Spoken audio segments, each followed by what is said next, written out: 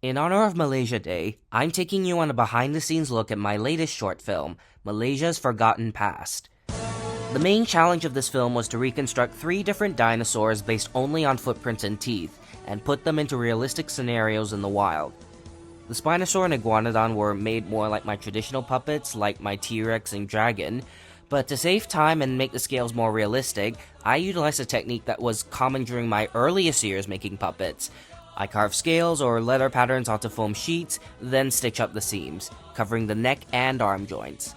The rest of the Spinosaur was made just like my T-Rex puppet, but the tail was actually pieces of leather stuck to a flapping servo motor.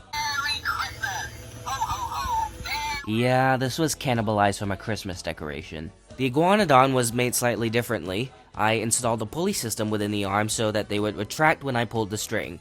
The rest of the body was made from foam, but since Iguanodon has a bunch of circular scales, I had to stamp each one individually onto the foam.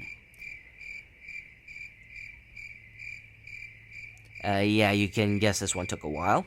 So instead of boring you with that, I'll just give you some background info on the dinosaurs themselves.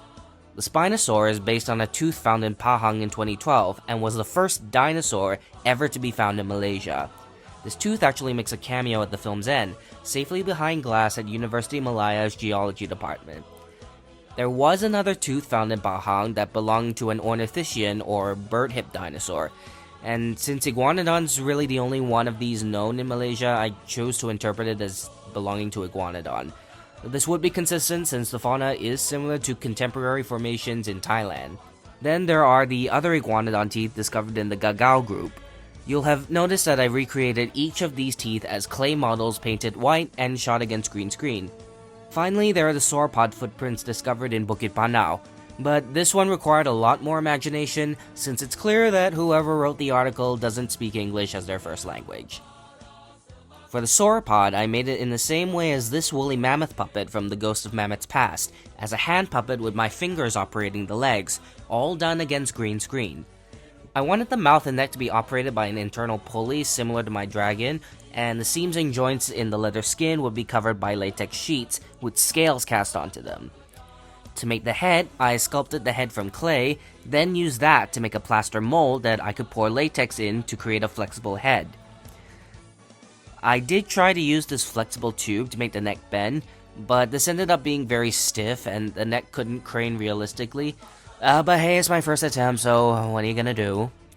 The final character was this crocodile, meant to act as an omniscient observer connecting the stories together.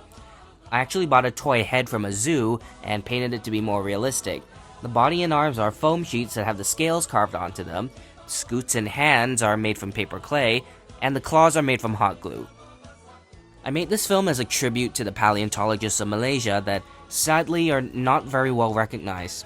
I know that there's potential for great discoveries within the country, but there needs to be more opportunities and interest in the subject. Therefore, I set out to create something that would reinvigorate interest in this niche field, so that hopefully it can promote more research in the field and more people like me will have better options to join in. Thank you all for watching.